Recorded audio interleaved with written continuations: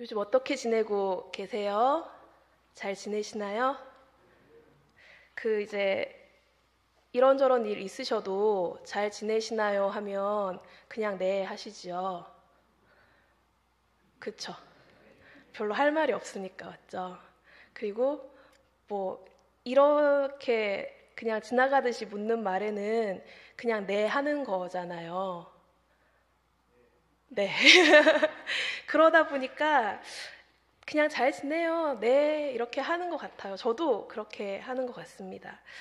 가끔은 인생의 부침과 고저가 있고 이리저리 흘러가고 쓸려가고 하는 순간들이 있어도 하나님 든든하게 손 탁 붙들고 꿋꿋하게 우리에게 주어진 삶을 살아낼 수 있는 그런 우리 증산제일교회 가족들이 되기를 진심으로 축복합니다.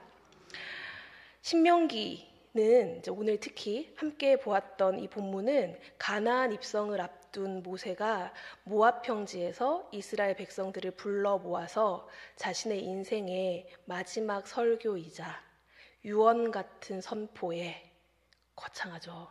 마지막 설교이자 유언 같은 선포에 대단원의 마무리라고 할 수가 있습니다. 신명기라는 책의 제목답게 다시 명령하다라는 뜻이잖아요. 신명기라는 책의 제목이 그 명령답게 신명기는 출애굽기, 레위기, 민수기를 거치면서 광야 생활을 하던 이스라엘 백성들이 살아가면서 배우고 듣고 보았던 하나님에 대한 이야기를 느꼈던, 체험했던 것들을 모세가 다시 한번 일목요연하게 정리해서 백성들에게 다시 알려주는 그런 이야기입니다. 다시 한번 쭉 정리해서 훑어주는데요. 모세는 120세가 되었고 곧 있으면 이제 죽음을 맞이하는데 같이 고생했던 출애굽의 동지들은 이미 다 죽음을 맞았지요. 그리고는 평생을 이제 무리의 리더이자 어른으로 살았는데 신명기 31장에서 모세는 스스로에 대해서 백성들에게 자기 스스로를 어떻게 이야기하는가 하면 더 이상 출입을 못하겠다. 거동이 예전 같지 않다라고 이야기를 합니다. 그런데 34장에서 이제 백성들은 그런 모세를 어떻게 보고 있느냐? 120세가 된 모세를 백성들이 보기에는 모세는 120세가 되어도 기력이 쇠하지도 않고 눈이 흐리지도 않았다. 이 눈이 흐리지도 않았다라는 말은 분별력이 젊은 날과 같았다라는 뜻인데 모세는 자기 스스로로 나 예전 같지 않아 라고 이야기하지만 백성들이 보기에는 전과 다름없이 우리의 모세이다 라고 평가하고 있는 거죠. 저는 사실 이제 신명기를 읽으면 때로는 쓸쓸하고 때로는 장엄하고 때로는 마음이 막 몽글몽글하고 때로는 애처롭고 때로는 결연하고 하는 그 정서들이 왔다 갔다 하는데요. 왜냐하면 이제 모세의 삶이 보이기 때문에 그런 것 같습니다. 모세는 이미 자신이 가나안에 들어가지 못한다는 것을 알고 있습니다. 신명기 즈음에 오면 이제 출애굽의 1세대들은 다 죽고 모세만 남았는데 모세는 알고 있는 거죠. 모세가 자신이 죽지 않으면 자손들이 하나님의 약속의 땅으로 갈 수 없다는 것입니다. 그러니 신명기의 마지막 선포를 하고 있는 이 모세의 시간은 그 모든 시간은 죽음이 자신에게 오기를 기다리는 시간이지 않겠어요? 120세 모세가 할 수 있는 일은 첫 번째는 백성들이 가나안 땅에서 잘 살아갈 수 있도록 다시 한번 신명기의 메시지들을 선포함으로써 4번의 설교를 함으로써 다시 한번 백성들을 단돌이 하는 것, 이거 첫 번째이고요. 두 번째는 자신의 죽음을 기꺼운 마음으로 기다리는 것입니다. 그렇다면 신명기가 이제 레위기, 민수기 다음에 참 지겨웠던 책들, 저만 그런가요? 지겹잖아요. 레위기하고 민수기 중요한데 지겹긴 하잖아요. 근데 신명기쯤 오면 우리 좀 달라지잖아요. 마음이 좀 재밌어지고 좀 할만하고 읽을만하고 들을만하고 그렇게 되는데, 그러면 이제 이런 모세의 모습을 생각하면 신명기가 또 조금은 다르게 우리에게 다가올 수 있을 것입니다. 앞서서 이야기 나눴듯이 하나님께서 주신 율법에 대해서 살아가는 삶의 방법에 대해서 다시 한번 쭉 훑어주는 게 신명기인데, 그러다 보니까 신명기에는 출애굽기에서부터 여러 번 반복적으로 나타났던 이야기들을 또 한 번 만나게 됩니다. 광야에서 살아오면서 광야 1세대들이 겪었던 이야기, 숱하게 계속 반복해 왔었던 하나님이 어떤 분인가 하는 이야기, 그런 이야기들이 계속 나타나는 거죠. 그리고 이제 백성들도 들을 만큼 들었죠. 자녀들도, 사실은 자녀들이잖아요. 자녀들도 들을 만큼 들은 겁니다. 어떻게 하나님이 우리에게 역사하셨고, 하나님 어떤 분이시고, 우리는 하나님에 대해서 어떻게 해야 하고 하는 것들을 들을 만큼 들었습니다. 알 만큼 아는 거죠. 근데 자녀들에게 뭔가를 길게 반복적으로 이야기해 보신 경험 있으신가요? 있죠. 저희 엄마는 저한테 그러거든요. 제가 엄마한테 알았다 됐다 제 경상도 사람인데 됐다 알았다 이렇게 하는 지점이 어디냐면, 추운데 옷 따시게 입고 다녀라, 밥은 먹었나, 밥 굶으면 안 된대, 이동치인데도 밥 굶으면 안 된대요, 밥 굶으면 안 된대, 이런 말 하기 시작하면 그 전화 끊을 때마다 하는 말씀이시거든요. 알았다 하거든요. 우리 자녀들 저랑 다른가요? 그 이제 애기들 5살, 6살, 7살 요 귀여운 애기들은 다를까요? 철이 든 고등학생들, 대학생들쯤 되면 다를까요? 결혼하면 다른가요? 손녀, 손주 낳으면 다를까요? 별로 안 다를 것 같습니다. 물론 이제 광야를 살아갔던 사람들은 광야라는 특수성도 있고, 또 모세라는 리더가 좀 그 평범한 리더는 또 아니잖아요. 다를 수 있겠지만 무언가를 계속 반복할 경우에 받아들이는 입장은 크게 2가지입니다. 중요하구나 저거는 하고 눈치를 탁 채는 그런 편이 하나 있고요. 또 하나는 이제 저처럼 하고 넘어가려고 하는, 때로는 아예 듣는 척하고 듣지 않는, 그냥 이렇게 귀에서 이렇게 흘러가는 그런 경우가 있죠. 광야를 사는 동안 모세를 통해서 하나님은 여러 신비로운 일들로 이스라엘 백성들에게 하나님의 하나님 되심을 보여주셨고, 어떻게 하면 하나님을 사랑하는 것인지 그런 것들을 계속 알려주셨습니다. 반복적으로 들려주셨지요. 모세는 탁월한 리더이고 탁월한 설교가이고 은혜롭고 카리스마도 있고 기타 등등 대단히 훌륭한 사람이었겠지만, 모세가 그렇게 4번에 걸쳐서 마지막 유언이다, 나의 마지막 이야기이다 하고 자기 스스로 마음을 먹고 설교를 선포를 한다 할지라도, 어떤 사람들은 잘 새겨들어야지 하는 사람들이 있었을까 하면, 또 어떤 사람들은 어저께 들었던 말이라, 1년 전에 들었던 말이라, 명령과 규례를 잘 지켜 행하라, 네, 또 그 말씀 하시는구나 하고 넘겼던 자손들도 있었을 거라는 거죠. 저처럼요. 근데 이 30장 말씀에 딱 오면 모세의 어투가 바뀝니다. 전에 없이 좀 단호해지거든요. 모세가 이스라엘 백성들에게 이렇게 얘기하고 있습니다. 조금 풀어서 해볼게요. 자, 나의 사랑하는 나의 자손들이여, 내가 오늘 여러분에게 이야기하는 것은 어려운 것도 아니고 멀리 있는 것도 아닙니다. 그 계명은 하늘 높은 곳에 있는 것도 아니고 바다 저 멀리 있는 것도 아닙니다. 높은 학식이나 대단한 수고가 있어야 실천할 수 있는 것이 아니라는 것입니다. 하나님께서 우리에게 주신 계명은 바로 지금 여러분의, 너의 입에 있고 마음에 있습니다. 보십시오. 오늘 내가 생명과 복과 사망과 화를 딱 여기 뒀습니다. 그러니 더 이상 핑계는 없습니다.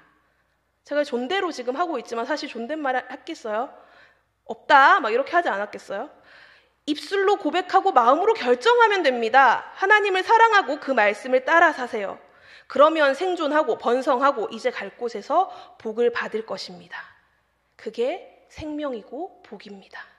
여기까지가 우리가 읽은 본문이고요. 뒤에는 이제 뭐라고 나와 있냐면, 그런데 굉장히 단호해지는데요. 계속 지금처럼 그렇게 안 될 것 같은데, 하고 있으면 그러면 망하는 겁니다 라고 모세가 이야기하고 있습니다.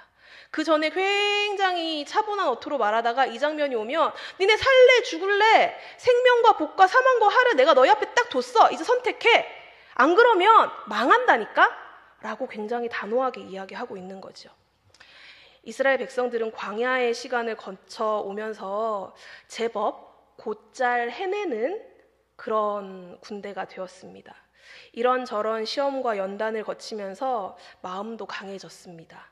그런데 이 마음이라는 것이 신기해서 강해진 듯 하다가도 또다시 약해지고 탄탄해진 듯 한데도 또다시 무너지고 그러더라는 것이지요. 가나안을 정복하는 일이 이제 남았는데 가나안 땅에 들어가는 일이 남았는데 그들로서는 아직까지 경험해 본 적이 없는 일이었기 때문에 모압 평지까지 오기까지 숱한 일들을 겪어오면서 제법 단단해졌다 생각을 했지만 막상 신명기 앞부분에서 가나안에 한번 니네 둘러보고 올래? 하고 왔더니 백성들의 마음이 또다시 무너졌던 거죠. 사실 40년의 광야 생활 동안 광야에서 살아남는 법을 이미 몸으로 체득했습니다. 만나와 메추라기에 의존해서 하루를 살아가고 하루치의 식량만 저장하는 광야의 식탁을 어떻게 누리는지를 배웠고 하나님이 움직이시는 구름기둥과 불기둥을 보면서 자신들의 모든 걸음보다 앞서가시는 하나님, 그래서 내일 잠잘 곳에 대해서 염려하지 않아도 되는 삶을 충분히 배워왔습니다. 그런데 모압 평지에서 바라보는 가나안 땅은 그들이 지금까지 가본 적 없는 땅이었던 거지요.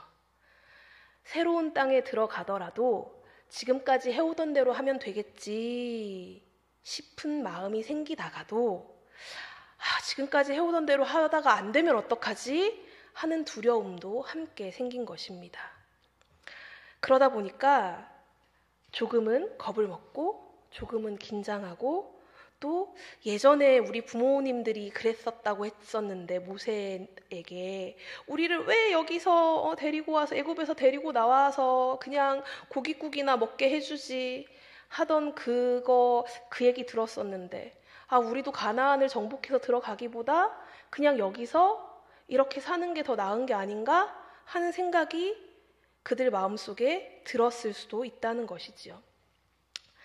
지난 시간들을 뒤로하고 겁먹고 있는 이스라엘 백성들에게 40년을 항상 이스라엘 백성들보다 앞서 걸어가시고 만나와 메추라기와 구름기둥과 불기둥을 하루도 거르지 않으셨던 하나님을 기억하라 라고 모세는 이야기하고 있습니다. 그리고 30장에서 전에 없이 단호한 말투로 그런 하나님이 40년간 매일같이 은혜를 하루도 거두지 않으셨던 하나님이 너희에게 바라는 것은 저 멀리 있는 것, 그런 것이 아니라 아주 가까운 곳에 있는 것이다. 마음을 결정해라. 살고 싶으냐, 죽고 싶으냐. 하나님을 사랑하고 말씀을 따라 살아라. 그러면 살 것이다. 그런데 계속 마음을 돌이켜서 이렇게 좀 흐리멍텅하게 어떡하지? 하고 있으면 죽을 것이다. 지금 여기에서 결정할 수 있어야 한다. 라고 모세는 이야기하고 있는 것입니다. 속이 터져서 하는 말이거든요, 사실은. 모세처럼 비슷하게 속이 터져서 같은 말을 하는 사람이 신약 성경에도 나타나더라고요. 바울인데요. 로마서 말씀 한번 같이 볼까요? 로마서 10장 6절에서 9절 말씀 한번 같이 보겠습니다. 제가 읽을게요. 믿음으로 말미암는 의인은 이같이 말하되 내 마음에 누가 하늘에 올라가겠느냐 하지 말라 하니 올라가겠느냐 함은 그리스도를 모셔 내리려는 것이요 혹은 누가 무저갱에 내려가겠느냐 하지 말라 하니 내려가겠느냐 함은 그리스도를 죽은 자 가운데서 모셔 올리려는 것이라. 그러면 무엇을 말하느냐? 말씀이 내게 가까워 내 입에 있으며 내 마음에 있다 하였으니 곧 우리가 전파하는 믿음의 말씀이라. 내가 만일 내 입으로 예수를 주로 시인하며 또 하나님께서 그를 죽은 자 가운데서 살리신 것을 내 마음에 믿으면 구원을 받으리라. 바울이 복음을 전하는 중에 믿으면 됩니다 하는 그 말에 대해서 뭘 믿으면 되냐, 너무 쉬운 거 아니냐, 바라는 게 있다거나 좀 더 배워야 된다거나 대가를 달라거나 하는 거 없이 그냥 믿으면 되는 것인가 하는 사람들이 있었던 거지요. 바울이 아무리 그냥 믿음으로 의롭게 된다고 해도 이제 그걸로 안 될 것 같은데 하는 사람들이 있으니까 바울이 꽉 치면서 진짜 모세가 신명기에서 말씀하신 그 말씀, 그 마음 내 마음인데 하면서 딱 인용해 온 것입니다. 하늘에 가서 그리스도를 모셔올래? 지옥에 가보겠다는 말이냐? 말씀은 내 입에 있고 마음에 있고 우리가 선포하는 예수 그리스도를 믿으면 구원받는다. 그게 그 말씀이다. 그러니까 그냥 그 말씀을 기억하고 아멘 하면 예수 그리스도의 십자가와 부활의 은혜로 그저 믿음으로 말미암아 구원을 받게 되는 건데 왜 그거를 못 믿고 계속 뭘 더 해야 되냐 하는가 하고 있는 것입니다. 생명과 복이, 사망과 화가 지금 우리 앞에 있습니다. 어느 편을 선택하고 싶으신가요? 혹시 사망과 화를 선택하고 싶으신 분이 계시다면 마음으로만 손을 드실 거예요? 없잖아요, 그쵸? 우린 다 생명과 복을 선택하겠지요. 생명과 복이 하나님을 사랑하는 것 외에 다른 것이 없다는 것입니다. 하나님을 사랑하는 자가 응당해야 하는 것이 하나님을 사랑하고 이웃을 사랑하는 것 말고는 없다는 것입니다. 하나님께서 모세를 통해 주신 율법, 계명을 아무리 보고 또 보아도 단 두 가지입니다. 하나님을 사랑하고 이웃을 사랑하는 것. 하나님을 사랑하면서 그 말씀에 따라 살아가는 것인데 그게 하나님을 사랑하고 이웃을 사랑하는 것이라는 거죠. 거창한 해설가가 필요하거나 유창한 설교자가 필요하거나 지상 낙원 같은 공동체가 필요한 게 아니라는 것입니다. 거창한 설교가가 우리 교회에 있으면 좋겠죠. 있죠? 있잖아요? 계시잖아요? 유창한 찬양 인도자가 있죠? 있어요. 그러면 이제 우리는 판타스틱한 공동체죠? 그렇죠? 그런 거 없잖아요. 지상 낙원 같은 공동체는 없습니다. 유창한 찬양 인도자, 기도자, 탁월한 설교가 그 마음이 다 달라서 모두에게 그럴 수 없을 수도 있습니다. 우리가 있지만 있습니다. 우리 교회가 그래서요. 유치부 목사님은 꼭 그러더라고요. 별 마음에 안 들어가지고요. 이렇게 얘기하시는 분들이 계실 수 있죠. 우리 집이 좀 그래서요. 지금 직장이 좀 그래서요. 제가 나이가 좀 그래서요. 조금 더 생각해보고요. 할 수 있습니다. 근데 사실 그것은 문제가 되지 않습니다. 하나님을 사랑하고 이웃을 사랑하는 일에 지상 낙원 같은 공동체나 나의 상황이나 내가 가지고 있는 여러 가지 현실적인 것들은 크게 문제가 되지 않습니다. 문제가 되지 않는다는 게 아니라 크게 문제가 되지는 않는다. 문제가 될 수 있죠. 우리 자기에게는 충분히 문제가 되지만 그것이 아주 결정적인 문제는 아닐 수도 있다라는 것입니다. 다시 한번 점검해 보아야 하는 것은 하나님을 사랑하는가 그리고 이웃을 사랑하는가에 있다는 것입니다. 그 일이 내 입에서 아멘이 되어야 하는 것이지요. 하나님을 사랑하고 이웃을 사랑하는 일이 내 마음에서 아멘이 된다면 어떠하든지 어디에서든지 다 하나님이 우리보다 조금 더 먼저 가신다는 것을 신뢰할 수 있어야 할 것입니다. 신명기 1장 한번 볼게요. 신명기 1장 29절입니다.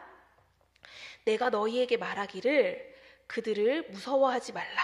두려워하지 말라.